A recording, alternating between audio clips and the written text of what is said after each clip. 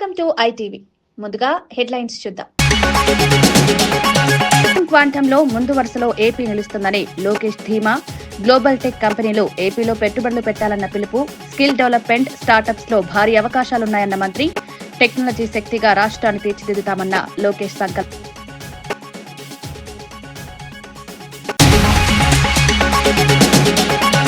BC 42% reservation bill వెంటనే ఆమోదించాలని Chamara demand. Governor వద్ద bill 6 నెలలు పెండింగ్ పై ఎంపీ ఫైర్. బీసీ హక్కులకు కేంద్రం స్పందించాలన్న చామల కౌంటర్. మోదీ జోక్యం అవసరమని తెలంగాణ ఆకాంక్ష నిలబెట్టాలని డిమాండ్.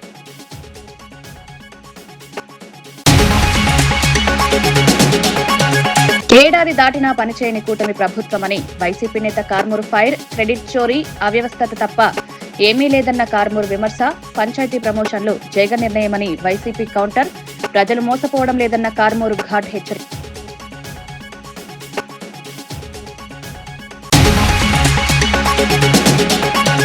మెస్సీ మ్యాచ్ కు 100 కోట్లు ఖర్చు చేశారని బీజేపీ మండిపాటు. రాష్ట్ర సమస్యలు పక్కన పెట్టి వినోదానికి వెచ్చించారని ఆరోపణ. పాఠశాలలు, ఆసుపత్రులు దయనీయ స్థితిలో ఉన్నాయని విమర్శ. ప్రజలకు ప్రయోజనమేంటో చెప్పాలంటూ మహేశ్వర్ రెడ్డి ప్రశ్న. నగరి ఎంపీపీ ఎన్నికల అరాచకంపై రోజా ఘాటు ఆరోపణలు. నామినేషన్లే అడ్డుకున్నారంటూ రోజా కూటమి ఫైర్. విజయపురం, నింద్రలో ప్రజాస్వామ్యం కూల్చారన్న రోజా విమర్శ. చిన్నారి పేర్ల మార్పులేనా విజయాలు అని రోజా ప్రశ్న.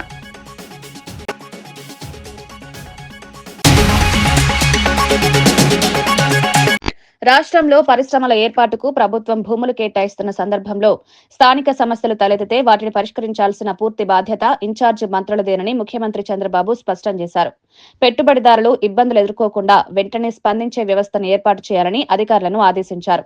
భూముల కేటాయింపు, రహదారులు, విద్యుత్, నీరు వంటి మౌలిక సదుపాయాల అందుబాటు పరిశ్రమల అభివృద్ధికి కీలకమని, ఏ చిన్న ఆలస్యం కూడా పెట్టుబడులను దూరం చేయవచ్చని హెచ్చరించారు. పరిశ్రమలు వస్తే స్థానికులకు ఉపాధి అవకాశాలు పెరుగుతాయని, ప్రాంతీయ ఆర్థిక వ్యవస్థ బలపడుతుందని పేర్కొన్నారు. రాష్ట్రాన్ని పరిశ్రమల హబ్ గా మార్చేందుకు ప్రభుత్వం వేగంగా చర్యలు తీసుకుంటుందని తెలిపారు.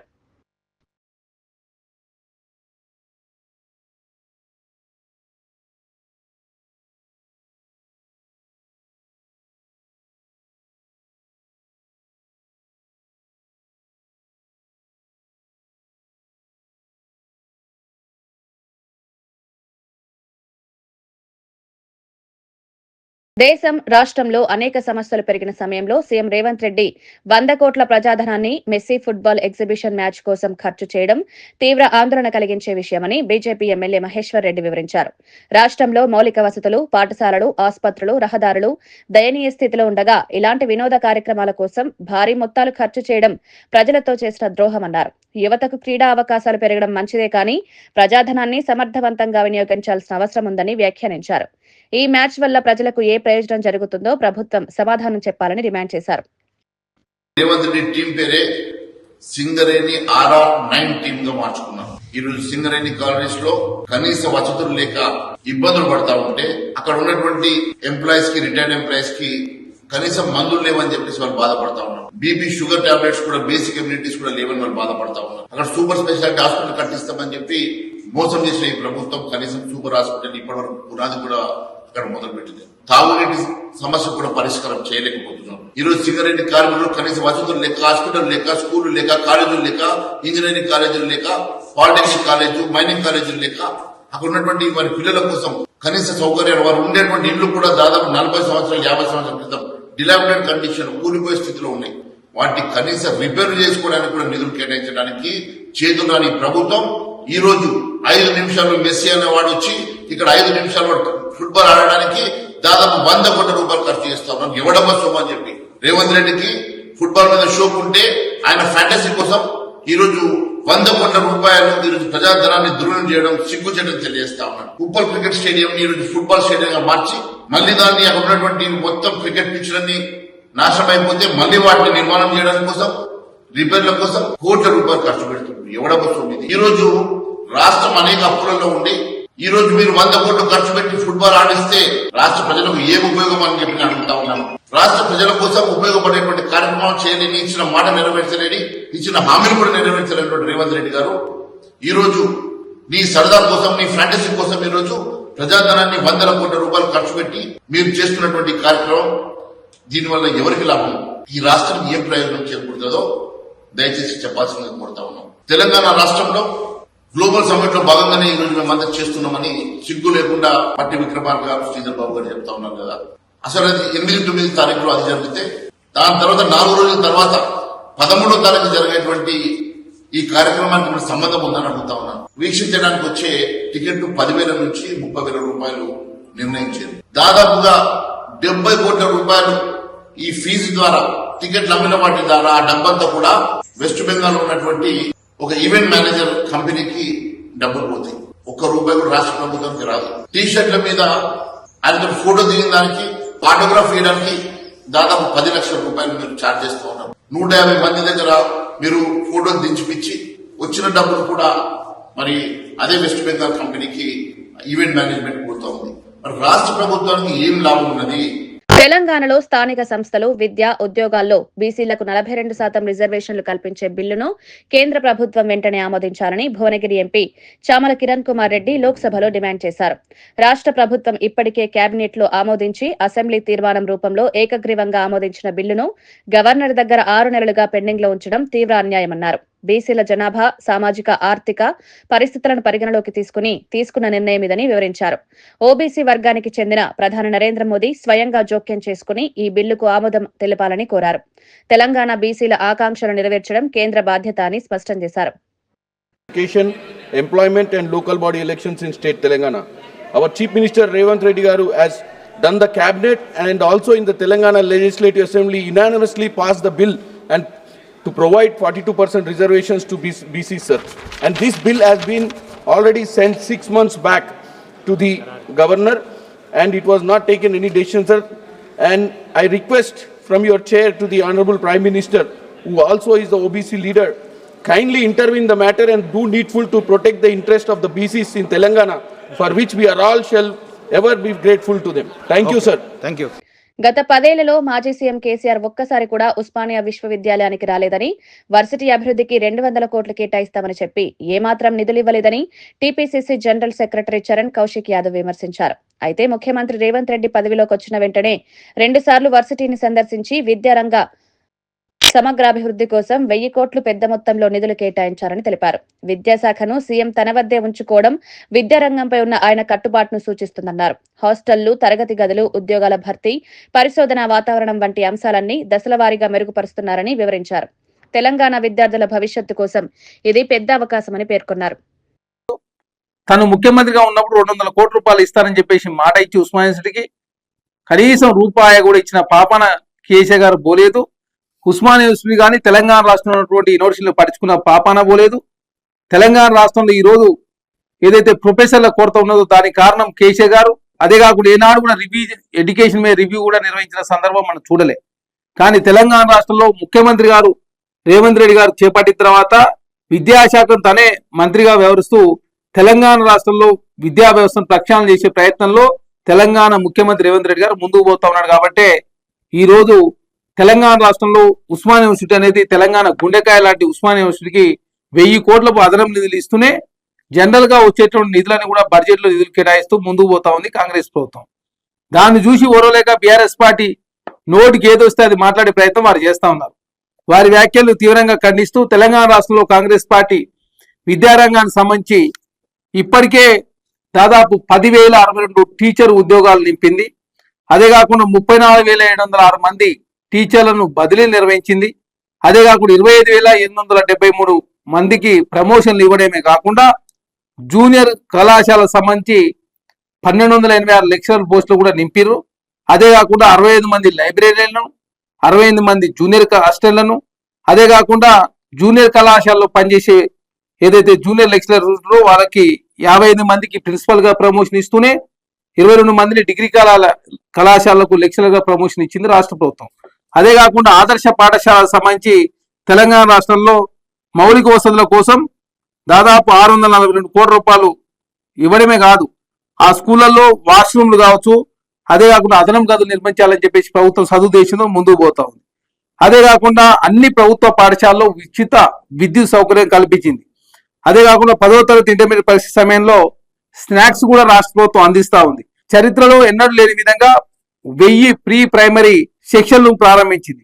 విద్యార్థుల సామర్థ్యం పెంపునకు ఖాన్ అకాడమీ, ఫిజిక్స్ వాళ్ళ ఒప్పందాలు చేసుకున్నారు. అదే కాకుండా హై స్కూల్ విద్యార్థుల కోసం 3565 కంప్యూటర్ ల్యాబ్స్ ఏర్పాటు చేశారు. 19800 ల్యాబ్స్ టీచర్ల అందజేశారు. అదే కాకుండా కులమతాల భేదాలు లేకుండా విద్యార్థులంతా కలిసి చదువుకోవాలని చెప్పేసి సదుద్దేశంతో ప్రతి నియోజకవర్గానికి యంగ్ ఇండియా ఇంటిగ్రేటెడ్ రెసిడెన్షియల్ స్కూళ్లను స్థాపించాలని చెప్పి ప్రభుత్వం భావించి 78 నియోజకవర్గాల్లో 200 కోట్ల రూపాయలకు తక్కువ కాకుండా 20 నుంచి 25 ఎకరాలు ఏర్పాటు చేస్తా ఉంది రాష్ట్ర ప్రభుత్వం. అదే కాకుండా కోస్గిలో పాలిటెక్నిక్ కళాశాలను ఇంజనీరింగ్ కళాశాలను అప్గ్రేడ్ చేసుకుని ప్రభుత్వ అధీనంలో దాన్ని నిర్వహిస్తా ఉన్నారు. అదే కాకుండా కే సముద్రం కావచ్చు, పటాన్చెరు కావచ్చు, షాద్నగర్ కావచ్చు, మనుగులో కొత్తగా ప్రభుత్వ పాలిటెక్నిక్ కళాశాల రాష్ట్ర ప్రభుత్వం ఏర్పాటు చేసుకున్నారు. అదే కాకుండా టెక్నికల్ ఎడ్యుకేషన్ సంబంధించి 240 మంది లెక్చరర్లను, 24 మంది లైబ్రరీలను, 46 మంది జూనియర్ అసిస్టెంట్ కూడా రాష్ట్ర ఉస్మానియా ఉద్యమం, తెలంగాణ త్యాగాల గురించి మాట్లాడే నైతిక హక్కు రేవంత్ రెడ్డికి లేదని ఎమ్మెల్సీ దాసోజు శ్రవణ్ తీవ్ర విమర్శలు చేశారు. ఉద్యమ సమయంలో విద్యార్థులపై తుపాకీ ఎక్కించిన వారిలో రేవంత్ కూడా ఉన్నారని ఆరోపించారు. యాదయ్య, వేణుగోపాల్ రెడ్డి వంటి అమరుల రక్తంతో తెలంగాణ సాకారమైందని, అలాంటి ఉద్యమకారులపై విరుద్ధ వ్యాఖ్యలు చేయడం నైతికంగా తప్పుడు చర్య అన్నారు. ముఖ్యమంత్రి అయిన తర్వాత కూడా రేవంత్ వ్యవహారం అహంకారంతో నిండి ఉందని, విఘ్నత, రాజకీయ పరిపక్వత లోపిస్తున్నాయని పేర్కొన్నారు. తెలంగాణ ప్రజల భావోద్వేగాలను అర్థం చేసుకునే నాయకత్వం అవసరమన్నారు. విద్య, ఉద్యోగాలు, బీసీ రిజర్వేషన్ల వంటి కీలక అంశాల్లో ప్రభుత్వం మాట నిలబెట్టుకోలేకపోతోందని విమర్శించారు. అట్లేమన్నా టార్జన్ లెక్క ఉండే టార్జన్ లెక్క కూడా లేడు, అది వేరు ముచ్చట. నేను ఇగో రేవంత్ రెడ్డి గారు వినాలని చెప్తున్నా, ఊకే దయచేసి అట్లా మాట్లాడకండి. This is the feudal language. నేను క్రూర మృగాలతో పెరిగినానంటే నేను అంత క్రూరుణ్ణి అని చెప్పుకోవడం కోసం అనమాట. ఒక పాలకుడు సౌమ్యంగా ఉండాలి, ఆర్ద్రతతో ఉండాలి, మానవత్వంతో ఉండాలి, దార్శనికతతో ఉండాలి. అది వదిలిపెట్టి నేను క్రూర మృగాలతో ఎవని భయం అవుతుంది? నువ్వు పులితో ఆడుకో, నక్కతో ఆడుకో, ఎలుగుబంటితో ఆడుకో, ఎవని భయం అవుద్దా? సర్కస్ లో కూడా చాలా మంది పొద్దున్న లేస్తే పుల్లకు భోజనాలు పెడతా ఉన్నారు, వాళ్ళు కూడా చూసిన అంటారు. ఇది ఏది మరి? What is it mean to A citizen? ఒక పరిపాలనకు నీవు క్రూర మృగాలతో ఆటలాడుకోవడానికి ఏమైనా సంబంధం ఉందా? ఏమన్నా నువ్వేమైనా అటవీ శాఖ అధికారులను ఉద్దేశించి నువ్వు మాట్లాడుతుంటే అర్థం ఉంది. చదువుకునే సివిలైజ్డ్ విద్యార్థులు ఉస్మానియాకి వచ్చేసి చిల్లర మల్లర మాట్లాడుతుంటే నేను చూసిన, ఇగో ఈయన ఏడబుట్టిండా అంటే కల్వకుర్తి దగ్గర అదేదో ఊరు కొండారెడ్డిపల్లె కదన్న, కొండారెడ్డిపల్లె పుట్టిండు. ఇగో ఇది కల్వకుర్తి నుండి మన్ననూరు అడవి ఫస్ట్ స్టేజ్కి పోయి చూస్తే 1 గంట 2 నిమిషాలు. ఇది 1 గంట 2 నిమిషాలు. ఈ 1 గంట 2 నిమిషాల దూరంలో పుట్టిండు అంటే దాదాపు అది అంత దూరంలో 60 రూపాయల కిరాయి. ఇప్పుడు ఇంత దూరంలో పుట్టిన ఆయనకు పులులు ఏడ తిరగడా పట్టిండు, ఈ అడవులలో ఎందుకు తిరగబోయిండు, అక్కడ ఏమన్నా ఆ గూడెలల్లా చెంచోలతోటి కోయలతోటి ఏమైనా చదువుకోనికి పోయిండో తెలియదు. ఇకపోతే ఇంకో ఊరు కొడంగల్కు తర్వాత అడవులకు ఎంత దూరం ఉందని చూస్తే 3 గంటల 44 నిమిషాలు. కొడంగల్కు అడవులకు 3 గంటల 44 నిమిషాలు. ఇకపోతే కొండారెడ్డిపల్లి, ఇంతకుముందు చెప్పింది కల్వకుర్తి, కొండారెడ్డిపల్లి కూడా గంతే సకదానం 3 గంటల 50 నిమిషాలు. ఇది గూగుల్లో మనమేం తయారు చేసినవి కాదు, గూగుల్లో మీరు కూడా కొడితే మీకు వస్తుంది. వనపర్తి 2 గంటల 25 నిమిషాలు. ఈయన ఎక్కడైతే పుట్టిండో, ఎక్కడైతే రాజకీయంగా జీవితాన్ని కొనసాగిస్తున్నాడో, లేకపోతే ఎక్కడైతే ఆయన ఇంటర్మీడియట్ పెయింటింగ్లు చేసిన కెరియర్ ఎక్కడైతే ఉందో అక్కడికి కంప్లీట్ చేస్తుంది. గిన్ని గంటల దూరంలో ఉండి నేను పొద్దున్న లేస్తే అడవుల్లో తిరిగినా అంటే నువ్వు చదువుకున్నావా, పెయింటింగ్లు చేసినవా, రాజకీయాలు చేసినవా, లేకపోతే మొగిలి లెక్క టార్జన్ లెక్క ఏమైనా అడవుల పొంటి తిరిగినవా? ఈ అడవుల భాష ఎందుకు నువ్వు ప్రజలకు చెప్పే ప్రయత్నం చేస్తున్నా అంటే దాని వెనక ఒక అర్థం ఉంది. తెలివి తక్కువ కాదు రేవంత్ రెడ్డి, తెలివి ఉండే మాట్లాడతాడు. ఏంటి అంటే నేను క్రూర మృగాలతో సావాసం చేసిన వాడిని అంటే నేనంత క్రూరుణ్ణి, నేను క్రూరుని కాబట్టి నాతో జర జాగ్రత్తగా ఉండండి అనేటువంటి ఒక వ్యవహారం ప్రతిసారి చెప్తా ఉన్నాడు. ఇది ఫ్యూడల్ లాంగ్వేజ్, ట్రైబలిస్టిక్ లాంగ్వేజ్. ఇది ఒక సివిలైజ్డ్ రూలర్గా డెమోక్రాటిక్ సొసైటీలో ఉన్నటువంటి వాడు మాట్లాడే మాట కాదు. అది ఉస్మానియా యూనివర్సిటీ పోయి మాట్లాడుతుంటే ఎవడు భయపడతాడు? ఉస్మానియా యూనివర్సిటీలో తుపాకులకు ఎదురు నిలబడతాడు ఆ పిల్లలు. అది నక్సల్స్ రైటిస్టులు లెఫ్టిస్టులు కొట్లాడుకున్నా ఒకళ్ళకొకళ్ళు అట్లే కొట్లాడిన నిలబడేటోళ్ళు, తెలంగాణ ఉద్యమంలో తుపాకులు నిలబడ్డోళ్ళు ఈయన పోయి మాట్లాడంగానే భయపడతాడు అనుకుంటాడా? అర్థం లేనటువంటిది ఇది. దుర్గగుడికి చెందిన విలువైన భూములను మాజీ సీఎం చంద్రబాబు తన సన్నిహితులకు అప్పగించారని మాజీ టీటీడీ చైర్మన్ భూమన కరుణాకర్ రెడ్డి తీవ్ర ఆరోపణలు చేశారు. అమరావతి వెంకటేశ్వర ఆలయ నిర్మాణానికి ఉపయోగిస్తున్న శ్రీవారి నిధుల మళ్లింపుపై అనవసర ఆరోపణలు చేస్తున్నారన్నారు. అదే శ్రీవారి నిధులతో తిరుమలలో అనేక సేవా కార్యక్రమాలు చేపట్టినప్పుడు ఎవరూ అభ్యంతరం చెప్పలేదని గుర్తు చేశారు. భూములను అనుచితంగా బదిలీ చేసిన దుశ్శాసనం అప్పటి ప్రభుత్వానిదేనని, అప్పటి నిర్ణయాల వల్లే ఇప్పటికీ సమస్యలు ఎదురవుతున్నాయని విమర్శించారు. టీటీడీని రాజకీయ ప్రయోజనాలకు వాడుకోవడం సరైంది కాదని, భక్తులకు సేవే ముఖ్యమని పేర్కొన్నారు. ప్రభుత్వాలు మారినా భక్తుల సేవలు ప్రభావితం కాకుండా చూడాలని భూమన అభిప్రాయపడ్డారు. కారణం తిరుమల వేదికగా ఒక విషయాన్ని ఎత్తితే మొత్తం అంతా కూడా దేశానికి అంతగా ప్రాగిపోతుంది. దాని మీద ఎన్ని రకాలుగా మాట్లాడినా కూడా చెల్లుబాటు అవుతుందిలే మనం మాట్లాడితే అన్నటువంటి ఆలోచన కాదా మీకు? చంద్రబాబు గారు, మీరు అయ్యప్ప మాల ధరించటం మూలంగా రాష్ట్రంలో మద్యం అమ్మకాలు తగ్గిపోయాయి అని 2014-19 మధ్యన మీరు మాట్లాడినటువంటి మాట వాస్తవం కాదా? పచ్చి వాస్తవమైనటువంటి విషయం అది. మీ హయాంలో దుర్గగూడికి చెందినటువంటి విలువైన భూముల్ని ఓ ప్రైవేటు విద్యా సంస్థ సన్నిహితుడికి ఇచ్చిన మాట వాస్తవం కదా? ఇదంతా కూడా దేవుడి మాన్యాలే కదా? చెన్నైకి సంబంధించినటువంటి చెన్నైలో ఉన్నటువంటి దేవుడి మాన్యాన్ని పొలాన్నంతా కూడా అతి తక్కువకు అమ్మిన వారు మీరు కాదా? దాని మీద పోరాటం చేసింది జగన్మోహన్ రెడ్డి గారు కాదా? మరి సనాతనవాదైనటువంటి పవన్ కళ్యాణ్ గారు ఏ రోజైనా కూడా దాన్ని నిలదీసినారా, అడిగినారా? తిరుమల తిరుపతి దేవస్థాన వైభవాన్ని కాపాడటమే కాకుండా సనాతన ధర్మాన్ని పరిరక్షించటం కోసమని మొత్తం రాష్ట్రంలో దాదాపు 3000 దేవాలయాలను కట్టించినటువంటి ఘన చరిత్ర జగన్మోహన్ రెడ్డి గారిది. మీ హయాంలో జగన్మోహన్ రెడ్డి గారిని తిట్టడానికి తప్ప మరొక అభివృద్ధి కార్యక్రమం ఒక్కటి కూడా మీరు చేయాల. శ్రీవాణిని విమర్శించినారు. అదే శ్రీవాణి నిధులు మళ్లించినామోనని మా మీద అభండాలు వేసినారు. ఈ రోజు అదే శ్రీవాణి డబ్బులతో అమరావతిలో వెంకటేశ్వర స్వామి ఆలయం 250 కోట్ల రూపాయలతో అభివృద్ధికి కేటాయించినారు. మీరు ఒక్క రూపాయి కూడా నిధులు దుర్వినియోగం కాలేదని మాట్లాడుతున్నది కూడా ఇప్పుడు మీరే. ఈ రకంగా మీరు ఆరోపణలు వేస్తూ ఉండటం, ఆ తర్వాత నోరు మెదపకుండా. నగర నియోజకవర్గంలోని విజయపురం, నింద్ర మండలాల్లో జరిగిన ఎంపీపీ ఎన్నికలపై మాజీ మంత్రి ఆర్కే రోజా తీవ్రమైన విమర్శలు చేశారు. ప్రజాస్వామ్యాన్ని నిర్లక్ష్యపరిచే విధంగా ఈ ఎన్నికలు నిర్వహించబడ్డాయన్నారు. విజయపురంలో 9, నింద్రలో 8 ఎంపీ స్థానాలుండగా చాలా చోట్ల వైసీపీ ఆత్మహత్యా గోలంలో గెలుచుకున్నా కూడా అధికార కూటమి టీడీపీ పేరుతో అబద్ద ప్రచారం చేస్తోందని ఆరోపించారు. నామినేషన్ వేయడానికి అవకాశం ఇవ్వకపోవడం, పోలీసులను అడ్డుకునేలా ఉపయోగించడం, మాధ్యమాలను లోనికి రానియకపోవడం ప్రజాస్వామ్యానికి పెద్ద అవమానమన్నారు. చిన్నారి మంజు బాలాజీ పేరును మార్చి లక్ష్మీపతిరాజుగా ప్రకటించడం వంటి తీవ్రమైన అక్రమాలు జరిగాయన్నారు. కూటమి ప్రభుత్వం రాజకీయ దురాఘాతాలకు దిగిపోయిందని ఆమె ఆగ్రహం వ్యక్తం చేశారు. ఈరోజు టెక్నికల్ గా వైఎస్ఆర్సీపీ వాళ్ళు గెలిస్తే తెలుగుదేశం పార్టీ అని అనౌన్స్ చేసుకున్నారు అంటే ఆ అనౌన్స్ అయిన వాళ్ళు ఈరోజు ఏ విధంగా దిగజారుడు రాజకీయాలు చేశారో ఒకసారి మీరు అర్థం చేసుకోవాలి. 40 ఏళ్లుగా రాజకీయాల్లో ఉన్న వాళ్ళు ఏ రోజు కూడా రాష్ట్ర పదవులు అనుభవించింది లేదు, ముఖ్యమైన పదవులు అనుభవించింది లేదు.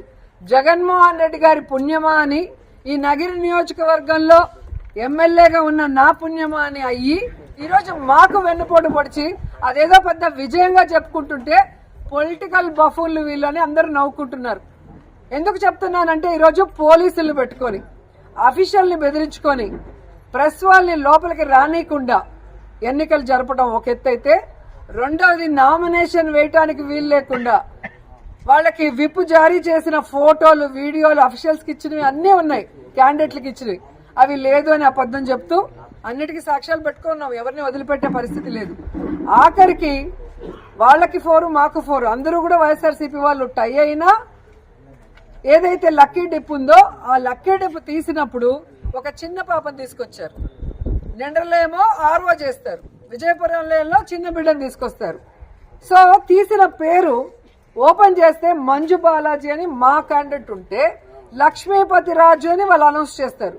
వెంటనే ఆయన పరిగెత్తుకుంటూ వెళ్ళి ఆ పేపర్ లాక్కొని తిప్పి ఆ ఎలక్షన్ కమిషన్ కెమెరా ఏదైతే ఉందో దానికి చూపించడం జరిగింది. మరి తప్పు చేయకపోతే డిఎల్డిఓ ఇందిరమ్మ ఎందుకు తప్పుడు పేరు అనౌన్స్ చేసి గబగబా వెళ్లిపోయిందో ఆన్సర్ చెప్పాలి. ఎందుకు కెమెరాల్ని రానియకుండా బయటికి తరిమేసిందో చెప్పాలి. ఎవరిని వదిలిపెట్టే పరిస్థితి లేదు. న్యాయబద్ధంగా జరగాల్సిన ఎన్నికని న్యాయబద్ధంగా చేయనీయకుండా వెన్నుపోటు రాజకీయాలు చేసి ఈ రోజు వాళ్ళకి అనౌన్స్ చేసి అఫీషియల్స్ అంతా బతికి బయటపడతామంటే అది కుదరదు. ఎందుకంటే డిఎస్పీ నుంచి సిఐ నుంచి ఎక్కడెక్కడో తిరుపతోళ్లు, వడమాలపేటోళ్లు, పుత్తూరోళ్లు రౌడీజం చేసి లోపలికి దూరితే కూడా వేడుక చూస్తున్నారు. మా వాళ్ళనైతే ఎవరిని రానికుండా 144 సెక్షన్ పెట్టారు అంటే ఇంతకన్నా సిగ్గుచేటు మరొకటి ఉందా? 5-6 నెలలకి అసలు ఎలక్షన్ పెట్టడమే ఒక వేస్ట్ అంటే దాంట్లో ఈ విధంగా పనికిమాల రాజకీయాలు. ఈ రోజు ఒక్కటే చెప్తున్నా, నిండ్రలో విజయపురంలో ఎవడైతే ఎంపీపీగా నెగ్గానని సంకలు గుద్దుకుంటున్నాడో వాళ్ళకు ఓట్లేసిన పనికి మాలిన ఎదవలకి Bheemili MLA Ganta Srinivasarao CM program coordinator Pendurthi Venkatesh తో కలిసి కాపులుప్పాడలో ఏర్పాటవుతున్న కాగ్నిజెంట్ శంకుస్థాపన కార్యక్రమానికి సంబంధించిన ఏర్పాట్లను పరిశీలించారు. ప్రాంతీయంగా ఐటీ అభివృద్ధి ఇది కీలక ప్రాజెక్టుగా భావిస్తున్నారు. విశాఖపట్నం ఐటీ రంగంలో మరో ముఖ్యమైన మైలురాయి చేరుకోబోతోందని గంటా చెప్పారు. ఈ ప్రాజెక్టు ద్వారా వేలాది మందికి ఉపాధి అవకాశాలు కలుగుతాయని, స్థానిక యువతకు ఐటీ రంగంలో ప్రవేశానికి మంచి అవకాశం లభిస్తుందని పేర్కొన్నారు. ప్రభుత్వం పరిశ్రమలకు ప్రోత్సాహకాలు, అవసరమైన మౌలిక సదుపాయాలు అందించడంలో దృష్టి పెట్టిందని తెలిపారు. కాగ్నిజెంట్ వంటి సంస్థలు రావడం వల్ల ఆర్థికాభివృద్ధితో పాటు విశాఖను గ్లోబల్ టెక్ హబ్ గా తీర్చిదిద్దే మార్గం సుగమమవుతుందని ఎమ్మెల్యే అన్నారు.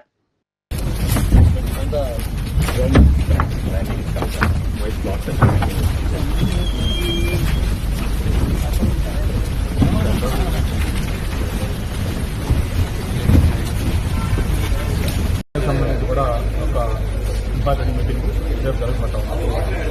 దీనికి సంబంధించి ఐటీ మంత్రి లోకేష్ గారు ఈరోజు రాత్రి విశాఖపట్నం చేరుకుంటా ఉన్నారు. రేపు మార్నింగ్ 9 o'clock నుంచి గౌరవ ముఖ్యమంత్రి గారు వచ్చేదాకా కూడా దాదాపు 7 కంపెనీలు, ఐటీ కంపెనీలు, ఇందులో మన కాగ్నిజెంట్తో పాటు సత్పన్నిన, సత్వ, తర్వాత ఏసీఎన్, ఇట్లా మొత్తం అన్ని కూడా దాదాపు 7 ఐటీ కంపెనీలు. పోయినసారి వచ్చినప్పుడు కూడా ఒక 5 ఐటీ కంపెనీలకు మనం ఆ రోజు ఇంక్లూడింగ్ లహేజా, వరల్డ్ ట్రేడ్ సెంటర్, అవన్నీ కూడా మళ్ళీ రేపు ఒక 7 ఐటీ కంపెనీలకు శంకుస్థాపన. అవి అయిపోయిన తర్వాత ఈ ప్రధానంగా కాంగ్రెస్ ఏదైతే ఎంతో కాలంగా ఎదురు చూస్తా ఉన్నారో విశాఖ వాసే కాకుండా ఆంధ్రప్రదేశ్ రాష్ట్రం మొత్తం కూడా ఒక గేమ్ చేంజర్గా మనం ఏదైతే మన గూగుల్ వచ్చిందో అలాంటి ప్రాధాన్యతగా ఒక కాంగ్రెస్ కంపెనీ. లక్షలాది మంది ఐటీ ఎంప్లాయీస్ ప్రతిరోజు ఈ పెద్ద ఐటీ దిగ్గజంగా ఉన్న టాప్ 10 కంపెనీస్లో కాంగ్రెస్ కూడా. మరి అటువంటి కాంగ్రెస్ వాళ్ళ విశాఖలో కార్యకలాపాలు చేయడం ద్వారా ఇక్కడ ఓన్ బిల్డింగ్ ఏదైతే మన ఈ ఐటీ కేంద్రం అనే ప్రాంతంలో వాళ్ళ సొంత భవనం నిర్మాణం కోసం రేపు గౌరవ ముఖ్యమంత్రి గారిగా గ్రౌండ్ బ్రేకింగ్ సెరమనీ కూడా జరుగుతాం. మనం మొన్ననే చెప్పుకున్నాం, హైదరాబాద్లో ఆ రోజు మైక్రోసాఫ్ట్ వచ్చిన తర్వాత ఎలాగైతే హైదరాబాద్ ఒక ఐటీ కేంద్రంగా మొత్తం ఈరోజు దేశంలోనే కేసులో ప్రధాన నిందితులను సమర్థిస్తున్నట్లు జగన్ వ్యవహరిస్తున్నారని టీడీపీ అధికార ప్రతినిధి మేడా విజయశేఖర్ రెడ్డి ఆరోపించారు. అమరావతిలో నిర్వహించిన మీడియా సమావేశంలో మాట్లాడిన ఆయన, రాష్ట్ర యువత భవిష్యత్తును నాశనం చేసే డ్రగ్స్ ముఠాలను నిలువరించడంలో ప్రభుత్వం విఫలమైందన్నారు. పోలీసులు, విచారణ సంస్థలు ట్రేస్ చేసిన కీలక నిందితులను రాజకీయ ఆశ్రయం కల్పించి రక్షించే ప్రయత్నం జరుగుతోందని విమర్శించారు. వైసీపీ పాలనలో డ్రగ్స్, గంజాయి రవాణా భారీగా పెరిగిందన్నారు. రాష్ట్రంలో చట్ట వ్యవస్థ దెబ్బతింది, నేరస్తులు ధైర్యంగా తిరిగే పరిస్థితి ఏర్పడిందని ఆరోపించారు. యువతను రక్షించడానికి కఠిన చర్యలు చేపట్టాలని, డ్రగ్ మాఫియా రాజకీయ ఆశ్రయదాతలను బహిర్గతం చేయాలని డిమాండ్ చేశారు. చేయించి వేరే దేశాలకు కూడా మీరు ఎక్స్పోర్ట్ చేయించి ఈ రాష్ట్రంలో ఒక డ్రగ్స్ సామ్రాజ్యాన్ని సృష్టించి ఈరోజు మీరు కథలు చెప్తున్నారంటే ఎవరైనా నమ్ముతారా? జగన్ రెడ్డి, ఒక్కసారి రాష్ట్ర ప్రజలందరూ ఆలోచించండి. మొన్నటికి మొన్న వైసీపీ విద్యార్థి విభాగం విశాఖపట్నం అధ్యక్షుడు కొండారెడ్డి డ్రగ్స్ విషయంలో ఈగల్ టీంకు పట్టుబడితే ఆయన చెప్తున్నది ఏంటి? ఏదో చిన్నపిల్లవాడు, ఏదో తెలియజేశాడు, అతనికి ఏమి సంబంధం లేదు, అతని ఇట్ట విషయాల్లో రాడు, కావాల్సిన ఈగల్ టీమే పట్టుకుందని మాట్లాడుతున్నాడు. నేను ఒక్కటే సూటిగా ప్రశ్నిస్తున్నా, జగన్ రెడ్డి, ఎందుకు కొండారెడ్డి మీదే అంత కక్ష ఈగల్ టీంకి? ఎవరైతే తప్పు చేస్తారో వాళ్ళనే పట్టుకుంటారు, కానీ ఈగల్ టీం నిరపరాధులను పట్టుకుంటారా? ఎందుకు కొండారెడ్డి అనే వ్యక్తి మీద ఎందుకు ఈ కక్ష ఈగల్ టీంకి? ఒక్కసారి ఆలోచించండి. అట్లాగే కొండారెడ్డి అనే వ్యక్తి ఈరోజు మీ విశాఖపట్నం విద్యార్థి విభాగం అధ్యక్షుడు, అంతకుముందు వేల కోట్ల రూపాయల మీ గంజాయి దందాలో, డ్రగ్స్ దందాలో అతనికి పార్ట్నర్షిప్ లేదా? కాలేజీల్లో కానీ యూనివర్సిటీల్లో కానీ కొన్ని వందల వేల మందిలో విద్యార్థులను పెట్టి వారి ద్వారా డ్రగ్స్ సరఫరా చేయించింది కొండారెడ్డి కదా. ఒక్కసారి రాష్ట్ర ప్రజలందరూ కూడా ఆలోచించాలి. ఏడాదిన్నర కాలంలో కూటమి ప్రభుత్వం అభివృద్ధి పేరుతో ఏమీ చేయలేదని, అప్పులు, అరాచకాలు, క్రెడిట్ చోరీలే కొనసాగుతున్నాయని వైఎస్ఆర్సీపీ ప్రతినిధి కారుమూరి వెంకటరెడ్డి అన్నారు. డీసీఎం పవన్ కళ్యాణ్ పంచాయతీ శాఖలో 10,000 మందికి ప్రమోషన్లు ఇచ్చామని చెప్పడం వాస్తవానికి విరుద్ధమని, అవి జగన్ ప్రభుత్వం తీసుకున్న నిర్ణయాలని వివరించారు. ప్రజల సమస్యలు పెరిగినా ప్రభుత్వం వాటిపై చర్యలు తీసుకోకపోవడం విచారకరమని పేర్కొన్నారు. పట్టణ, గ్రామీణ మౌలిక వసతుల అభివృద్ధి, ఉపాధి అవకాశాల సృష్టిలో ప్రభుత్వం పూర్తిగా విఫలమైందన్నారు. ప్రజల డబ్బుతో చేసిన పనులను తమ క్రెడిట్ గా చూపుకోవడం సరికాదని విమర్శించారు. రాష్ట్రం మొత్తం పరిపాలన గందరగోళంగా మారిందని, ప్రజాభిమానం వైసీపీ వైపే ఉంటుందని కార్మూరు పేర్కొన్నారు. క్రెడిట్ చోరీ కూడా బాగా చేస్తా ఉన్నారు. పక్కనాడికి పుట్టినటువంటి బిడ్డని వీళ్ళ ఖాతాలో ఎట్లా వేసుకోవాలి, లేదంటే పక్కనాడికి పుట్టినటువంటి బిడ్డకి వాళ్ళు ఒక పేరు పెడితే వీళ్ళు దాన్ని పేరు మార్చి ఎలా పెట్టాలనేటటువంటి తాపత్రయంలో ఇప్పుడు ఉన్నటువంటి ప్రభుత్వం తప్ప ఇంతకు మించి వాళ్ళు చేస్తుంది ఏం కనపడలా. నేను ఈరోజు పత్రికల్లో చూడంగానే ఆశ్చర్యం అనిపించింది. నార్మల్గా క్రెడిట్ చోరీ అనగానే మనకు చంద్రబాబు నాయుడు గారు, లోకేష్ గారు గుర్తొస్తూ ఉంటారు. దానికి మించి నేనేమన్నా తక్కువ తిన్నానా? నేను కూడా చంద్రబాబు నాయుడు గారికి దత్తపుత్రుడినే కదా. ఈ కూటమి ప్రభుత్వంలో నేను ఉప ముఖ్యమంత్రిగా ఉన్నా కదా, నేను కూడా క్రెడిట్ చోరీ చేయకపోతే ఎట్లా అని పవన్ కళ్యాణ్కి ఎవరన్నా చెప్పారో మరి ఆయనకే వచ్చిందో గానీ, ఈరోజు మీరు చూస్తే పదోన్నతులు ఇచ్చాం, ప్రజలకు సేవలు అందించండి. కూటమి ప్రభుత్వం వల్లే పంచాయతీరాజ్లో 10,000 మందికి పైగా పదోన్నతులు వచ్చినాయి అంట. అంటే ఏంటంటే ప్రమోషన్స్ ఇచ్చారంట. నేను అడుగుతా ఉన్నా సూటిగా, అసలు మీ శాఖలో ఏంటో మీకేమన్నా అవగాహన ఉందా పవన్ కళ్యాణ్ గారు? అసలు ఈ ఉద్యోగాలు ఏంటో, ఈ పదోన్నతులు ఏంటో అసలు కనీసం మీకేమన్నా? వార్తలు ముగించే ముందు ముఖ్యాంశాలు మరోసారి. క్వాంటంలో ముందు వరుసలో ఏపీ నిలుస్తుందని లోకేష్ ధీమా. గ్లోబల్ టెక్ కంపెనీలు ఏపీలో పెట్టుబడులు పెట్టాలన్న పిలుపు. స్కిల్ డెవలప్మెంట్, స్టార్టప్స్ లో భారీ అవకాశాలున్నాయన్న మంత్రి. టెక్నాలజీ శక్తిగా రాష్ట్రాన్ని తీర్చిదిద్దుతామన్న లోకేష్ సంకల్పం.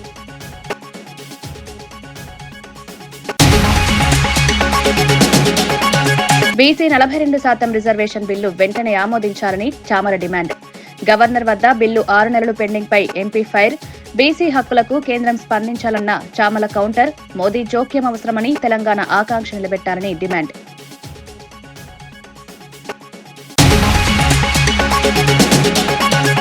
ఏడాది దాటినా పనిచేయని కూటమి ప్రభుత్వమని వైసీపీ నేత కార్మూరు ఫైర్. క్రెడిట్ చోరీ, అవ్యవస్థత తప్ప ఏమీ లేదన్న కార్మూరు విమర్శ. పంచాయతీ ప్రమోషన్లు జగన్ నిర్ణయమని వైసీపీ కౌంటర్. ప్రజలు మోసపోవడం లేదన్న కార్మూరు ఘాట్ హెచ్చరిక.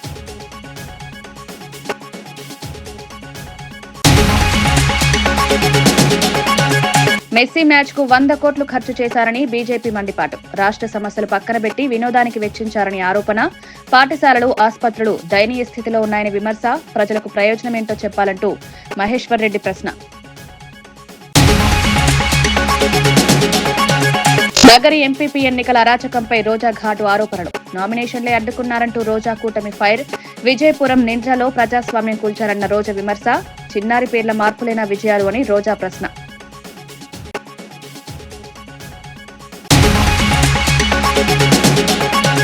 ఇవి ఈనాటి వార్తా విశేషాలు. మరో బులెటిన్లో మళ్ళీ కలుద్దాం. నమస్కారం.